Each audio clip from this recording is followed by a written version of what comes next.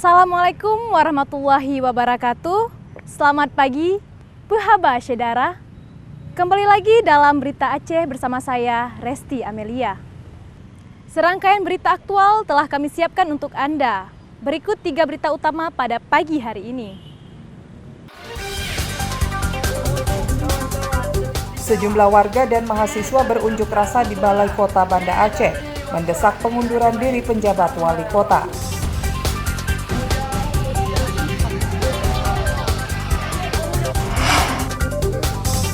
Panitia Pengawas Pemilihan Panwaslih mulai menyidangkan sengketa daftar calon sementara DPRK Lok Semawe terhadap sanggahan partai politik lokal peserta pemilu 2024. Jika berkemah merupakan gaya hidup yang digandrungi, maka tidak ada salahnya mencoba berkemah di pinggir sungai dan hutan di kawasan Kabupaten Bener Meriah yang berudara sejuk.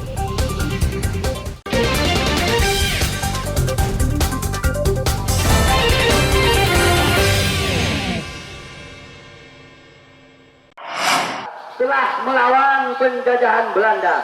Namun hari ini sejumlah warga dan mahasiswa mendatangi Balai Kota untuk mendesak penjabat wali kota Banda Aceh mundur.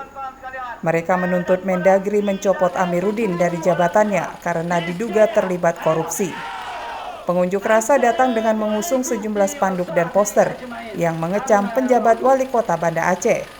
Pengunjuk rasa dihadang petugas sehingga tidak dapat masuk ke pekarangan Balai Kota.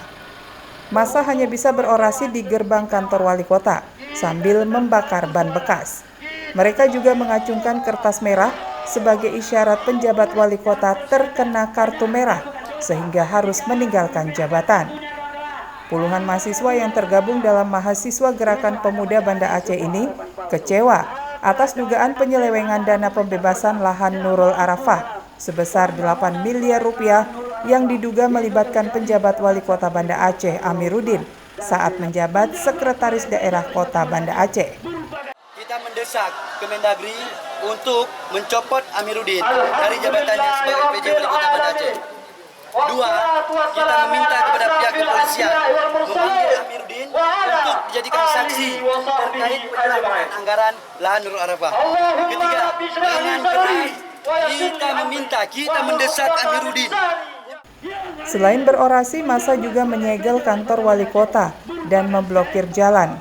Aksi mendapat perhatian dari sejumlah pegawai kantor wali kota yang berdiri di lantai 2 kantor tersebut. Meski sempat berlangsung panas, unjuk rasa ini berakhir tertib. Taufik Kelana melaporkan dari Kota Banda Aceh. apa yang tersampaikan pada hari ini. Salam. Pengusutan kasus penganiayaan dan pembunuhan warga Aceh yang melibatkan anggota Pas Pampres masih bergulir. Tim Lembaga Perlindungan Saksi dan Korban (LPSK) mendatangi rumah orang tua almarhum Imam Maskur di Desa Monpelayu, Kecamatan Gandapura, Kabupaten Biren. Kedatangan tim LPSK sebatas pengenalan dan silaturahmi, sekaligus mewawancarai keluarga korban. Anggota tim LPSK mewawancarai ayah dan kakak Imam Maskur. Sedangkan Said Sulaiman, seorang sepupu korban, belum bersedia untuk memberi keterangan. Tim yang dipimpin oleh Muhammad Ramdan, Kepala Biro Penelaahan Permohonan LPSK ini hendak memastikan kebutuhan perlindungan untuk saksi atau korban selama proses penyelidikan. LPSK terus mengawal pengusutan kasus penculikan hingga pembunuhan yang diduga melibatkan 3 tentara dan 3 warga sipil. Dari pengamatan Muhammad Ramdan, keluarga korban dan saksi belum mendesak untuk mendapatkan perlindungan dari LPSK. Meski demikian, LPSK menunggu permohonan keluarga korban terkait perlindungan dari LPSK. Tujuan kami hadir di sini pertama silaturahmi, ya kedua memperkenalkan lembaga kami, yang ketiga adalah pimpinan menyampaikan turut berduka cita, ya belasungkawa kepada keluarga korban. Yang keempat adalah menyerahkan ya informasi-informasi itu sepenuhnya kepada keluarga korban dan juga kuasa hukum untuk mempelajari gitu ya, layanan mana yang dibutuhkan. Koordinator Kuasa Hukum Muhammad Zubir justru menilai keluarga korban butuh perlindungan dari LPSK karena ancaman terhadap saksi dan keluarga korban bisa datang kapan saja. Apalagi 3 dari 6 tersangka merupakan tentara. Kami lihat dan kami kaji, ini sangat perlu. Nanti juga kita menyampaikan kepada saksi atau keluarga korban bahwa pendampingan LPSK ini sangat dibutuhkan. Untuk hari ini memang ancaman-ancaman nyata belum timbul, tapi kita kan tidak bisa memprediksi beberapa hari ke depan apakah nanti ada. Nah, disitulah nanti kita akan lakukan permohonan untuk pendampingan LPSK. Kuasa hukum segera memberi penjelasan kepada keluarga korban untuk mengajukan permohonan perlindungan dari LPSK. Tim Liputan Aceh melaporkan dari Kabupaten Biren. Menyangkut mengenai restitusi haknya, intinya nomor register 001. Panitia Pengawas Pemilihan Panwaslih mulai menggelar sidang sengketa daftar calon sementara DCS DPRK Kota Lok Semawe. Sidang sengketa ini digelar setelah menerima sanggahan dari partai lokal yang mempertanyakan seorang bacaleknya yang tidak tercantum dalam DCS. Dalam sidang sengketa DCS ini, KIP Lok Semawe selaku termohon menyatakan bacalek yang diusulkan salah satu partai lokal tersebut tidak memenuhi syarat karena berbuat tindakan melawan hukum secara berulang. Namun alasan KIP akan ditelaah Panwaslih sebelum diputuskan dalam sidang sengketa lanjutan pada pertengahan September 2023 ini. Panwaslih Kota Lok Semawe baru menerima 1 sanggahan dari partai PNA, sedangkan bacalek lainnya, termasuk mantan napi koruptor, belum ada masukan dari masyarakat. Tim Liputan Aceh melaporkan dari Kota Lok Semawe.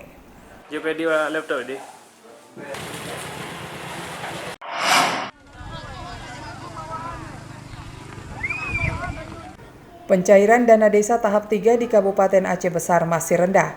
Dari 604 gampung atau desa, baru 73 gampung yang telah dikirimkan anggarannya untuk tahun 2023. Keci atau aparatur gampung diminta segera melengkapi persyaratan agar dana desa dicairkan tepat waktu. Ke-73 gampung yang dikirimi dana desa tahap 3 ini merupakan gampung yang telah melengkapi dokumen persyaratan. Di antaranya laporan penggunaan dana desa tahap 1 dan 2, yakni minimal 90%. Gampung tersebut juga telah menyampaikan laporan konvergensi penanganan kasus stunting tahun 2022. Total dana desa tahap 3 yang telah diterima untuk 73 gampung di Aceh Besar mencapai 14 miliar 700 juta rupiah. Pemerintah setempat terus mendorong aparatur gampung agar seluruh dana desa dapat disalurkan.